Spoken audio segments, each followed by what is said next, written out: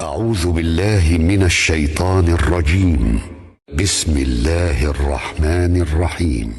والذين لا يدعون مع الله إلها آخر ولا يقتلون النفس التي حرم الله إلا بالحق ولا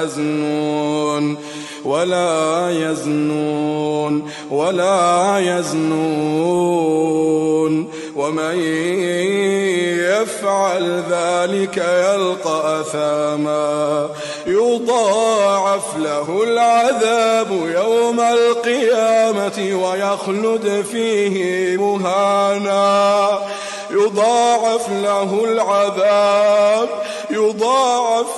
العذاب يوم القيامة ويخلد فيه مهانا.